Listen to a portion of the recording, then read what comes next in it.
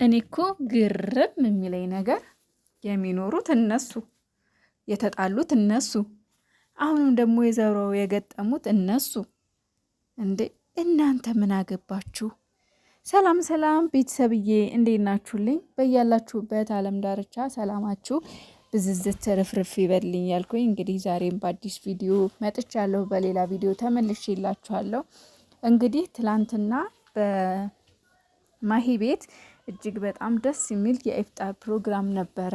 በጣም የሚያምር በጣም ልዩ የሆነ ፕሮግራም ነበረ። እውነት ለመናገር ያልጠበቅነው ያላሰብነው ፕሮግራም ነው። የእውነት እጅግ በጣም ደስ የሚል ነበረ።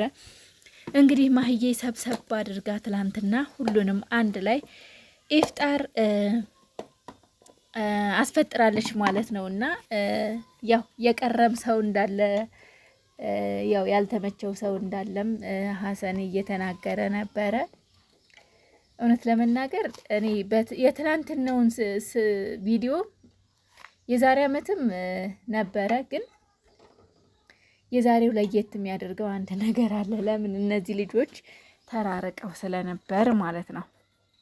እና በዚህ የኢፍጣር ፕሮግራም ላይ ደግሞ የተራራቁትም የሁላችንም እናውቃለን፣ ሰሞኑን በተፈጠረው ነገር ነው። ከሙብዬ ጋም ከዛ በፊት ነበረ ትንሽ ርቀት ነበርና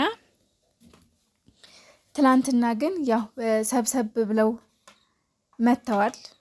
ይሄ እንዲሆን ያደረገችው ደግሞ ማሂ ናት። እውነት ትልቅ ልጅ ናት ማሂ፣ የትንሽ ትልቅ ናት፣ አስተዋይ ሴት ናት። እንደ ትልቅ ሰው ነው በቃ። እንዴት ነው የተከበረች ሴት አይነት አስተሳሰብ ነው ያላት እውነት ለመናገር እና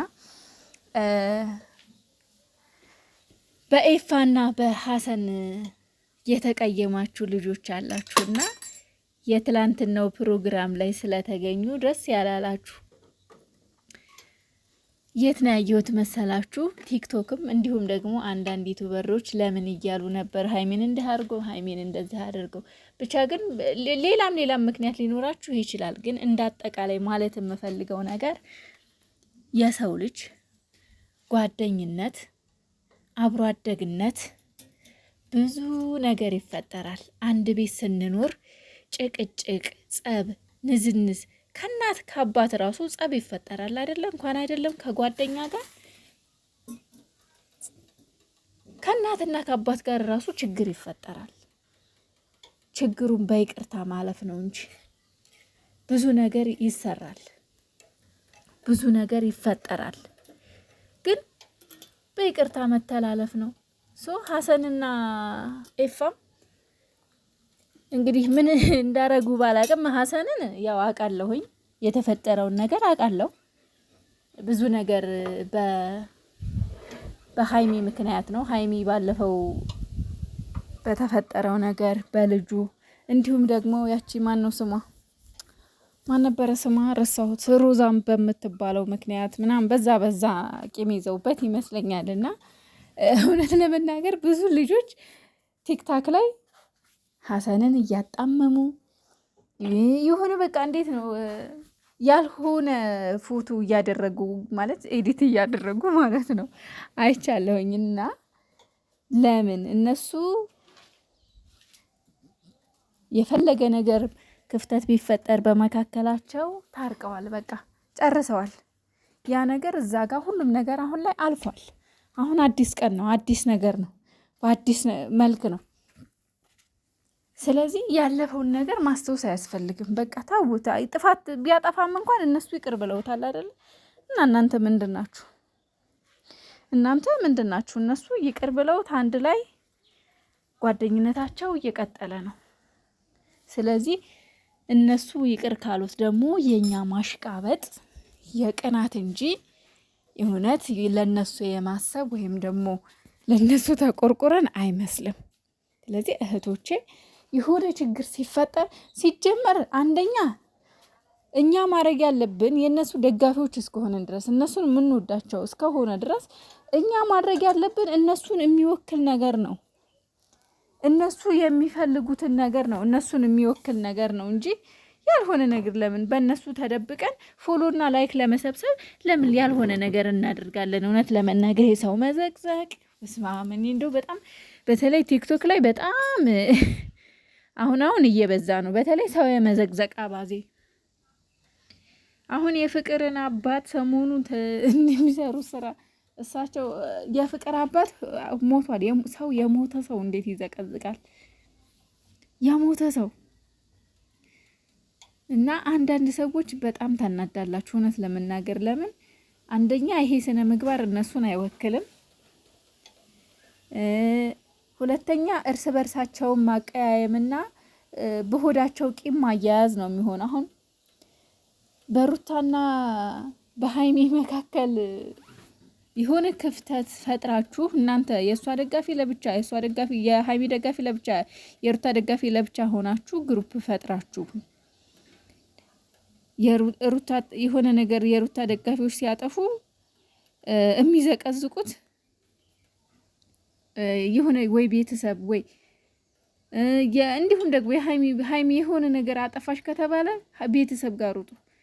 በነገራችን ላይ ቤተሰብ የማያውቅ ሰው ነው ይሄንንም ቤተሰብ የሌለው ሰው ነው ይሄንን የሚያደርገው። እውነት እንደዚህ የምታደርጉ ልጆች የእውነት ተቆጠቡ። በጣም ያስጠላል፣ በጣም ይደብራል፣ ደስ አይልም ሰው የመዘቅዘቅ አባዜ እና ይቅርባችሁ። ምን ለማለት ፈልጌ ነው እንግዲህ ሰሞኑን ትላንትና በተደረገው በኢፍጣር ፕሮግራም ላይ ብዙ ደስ ያላላቸው ሰዎች አሉ ለማለት ፈልጌ ነው። ይሄ ደግሞ የሰው ፍቅር የማያስደስተው የሰው ደስታ የማያስደስተው ነው እንጂ የትላንትናው ቪዲዮ የትኛውም ቦታ ላይ የሚያስቀይም ነገር የሚያስከፋ ነገር በፍጹም አላየሁም። በፍጹም እኔ የትላንትን ነው ምንም እንደውም ጨረቃዎቻችን በቃ በፍቅር በደስታ ስለመጡ ደስ ሊለን ይገባ ነበር እንጂ ያ ነገር ለምን ተደረገ ተብሎ ፎቶ እየተነጠለ የሆነ የፎቶ ማጣመም ምናምን ደስ አይልም። እና ታውህቶቼ ነው ደስ አይልም እንደዛ አይነት ነገር። አንደኛ ጾም ላይ ነው ያለ ነው። ቢያንስ ይችን ጾም እንኳን ብናልፈ ምን ችግር አለው? ኦኬ ጥፋት የሚያጠፉትን እግዚአብሔርን ከኔም ጭምር ቢሆን እኔ ጥፋት አጥፍተሻል ካላችሁኝ እግዚአብሔርን ወሰዱኝ፣ ዘቅዝቁኝ፣ ችግር የለብኝም። እኔ ምንም ችግር የለብኝም። ግን አንዳንድ ጊዜ ደግሞ በእኛ መንገድ ብቻ ካልሄዳችሁ ብላችሁ የእኛን ሀሳብ ካልተቀበላችሁ ብላችሁ መዘቅዘቅ ግን ይሄ ደስ አይልም። እና ማንም ሰው እኔ ማንም ቢሆን እኔ ይዘቅዘቅ ብዬ አልመክርም። ለምን እንደዚህ አይነት ነገር ፍጹም ጥሩ አይደለም። ሰው ተዘቀዘቀ ማለት የተገደለ ያክል ነው፣ እንደ ግድያ ነው። እኔ በራሴ የግድያ ያክል ነው የማስበው። የሆነ ሰው ሲዘቀዘቅ በአካል ብታገኙት እንገለዋለን ነው መልእክቱ። በአካል ብናገኝ እንገላለን ነው ይሄ መልእክት እንግዲህ። ስለዚህ ከእንደዚህ አይነት ነገር ተቆጠቡ እህቶቼ። ፎቶ መዘቅዘቅ፣ ፎቶ ማጣመም፣ ልዩነት መፍጠር መልካም ስላልሆነ እና ሀሰን እኔ እንጃ አላቅም። እንደዛ ስብስብ ብለው እኔ ለራሴ ደስ ብለውኛል፣ እምር ብለውኛል። በቃ የሆነ እንዴት ነው ደስታ ወደር የለውም። በጣም የሚያምር ፕሮግራም ነው የነበረው። ምኑ ነው አሁን እዛ ጋር ተቃውሞ የሚያስነሳ ነገር ያለው? እና አይ ዶንት ኖ እኔ እዚህ ጋር ምናልባት የቆየ ቂም ካለ ሌላ ያጠፋው እኔም ማላቀው ነገር ሊኖር ይችላል። ግን የትላንት ነው የኢፍጣሩ ፕሮግራም ወይም ደግሞ ባለፈው በሀይሚና በብሩክ የሆነ ችግር በተፈጠረ ሰዓት በተፈጠረው ነገር ከሆነ እንደዚህ የምታደርጉት ስህተት ነው ብዬ ነው የማስበው። ምክንያቱም እነሱ ረስተውታል። እነሱ የረሱትን እነሱ የተዉትን ነገር እኛ እንደ አዲስ ማራገብ መልካም አይደለም።